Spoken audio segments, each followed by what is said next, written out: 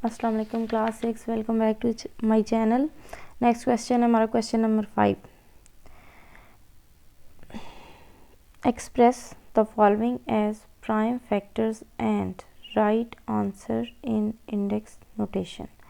आपने ये जो नंबर्स दिए गए हैं नीचे, इनको अब क्वेश्चन 3 भी ऑलमोस्ट यही था कि आपने प्राइम फैक्टराइजेशन करनी थी, लेकिन उसमें इंडेक्स नोटेशन वाली जो शर्त है वो नहीं थी। तो आपने क्या करना है, इसमें इंडेक्स नोटेशन में इनको करना है,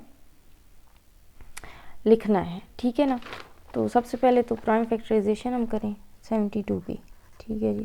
72 की प्राइम फैक्टराइजेशन है, ये 2 है तो ये 2 पे डिवाइजेबल है, ठीक है। 2 3s आर 6 और 2 6 आर 12। उसके बाद ये 6 पे एंड हो रहा है तो ये भी 2 से डिविजिबल है। 2 1s are 2, 2 8s are 16, 2 9s are 18। अब 3 पे ये डिवाइड होगा, 3 3s आर 9 और 3 1s आर 3।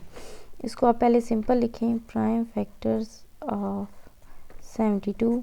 ये आ जाएंगे 2 इंटू 2 इंटू 2 इंटू 3 इंटू 3, ठीक है जी।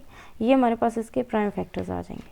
अब आप इसको इंडेक्स नोटेशन के अंदर लिखें, इंडेक्स नोटेशन।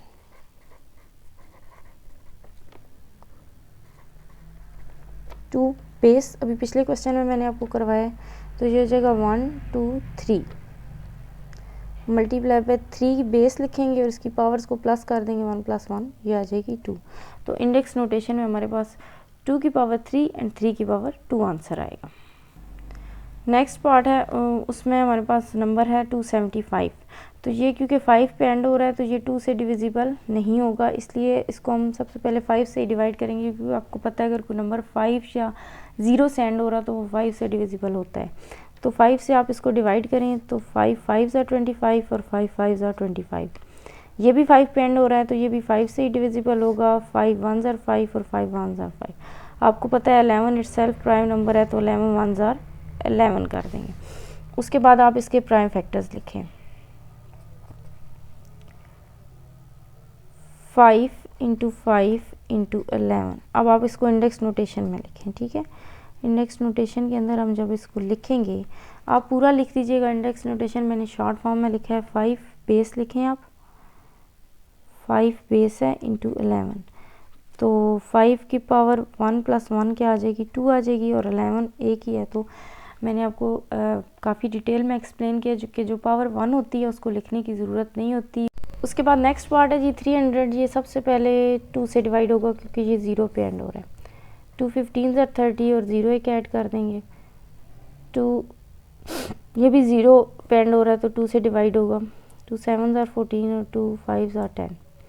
उसके बाद ये 5 पे एंड हो रहा है तो ये 2 से डिविजिबल नहीं है। 3 पे चेक कर लें, 7 + 5 कितना आंसर आ जाएगा, 12। तो ये 3 से डिविजिबल है। 3 2s are 6, 3 5s are 15, 25 are.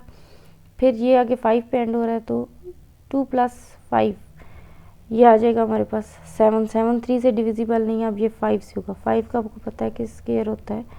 5 5s are 25 और 5 1s आर 5। अब आप इसके पर प्राइम फैक्टर्स लिखें of 300 is equal to 2 into 2 into 3 into 5 into 5। अब आप इसको इंडेक्स नोटेशन के अंदर लिखें, ये आ जाएगा 2 बेस और 1 + 1 2 इंटू 3 3 1 टाइम्स है तो इसको सिर्फ 3 लिखेंगे। आगे 5 2 टाइम्स है तो 5 लिख के इसकी बेस 1 + 1 एक्सपोनेंट इसका 2 आ जाएगा। नेक्स्ट है हमारे पास 162 पार्ट 4। तो ये 2 पे डिविजिबल है क्योंकि ये 2 पे एंड हो रहा है। 2 8s आर 16, 2 1s आर 8। अब 81 जो है 8 + 1 9 है। 9 3 से डिवाइजेबल होता है तो ये 3 से डिवाइजेबल होगा। 3 2s आर 6 और 3 7s आर 21। फिर 3 9s आर 27। फिर 3 3s आर 9, 3 1s आर 3, ठीक है जी। उसके बाद आप प्राइम फैक्टर्स लिखें 162 के, तो ये हमारे पास आ जाएंगे 2 इंटू 3 इंटू 3 इंटू 3 इंटू 3। आप इसको इंडेक्स नोटेशन के अंदर कैसे लिखेंगे, 2 लिखेंगे, इसकी पावर 1 लिखने की ज़रूरत नहीं है, उसके बाद बेस 3 लिखेंगे और इसकी पावर आप काउंट कर लें 1 2 3 एंड 4, तो इसकी पावर क्या आ जाएगी 4। तो यहाँ तक हमारा क्वेश्चन 5 हो जाता है कंप्लीट।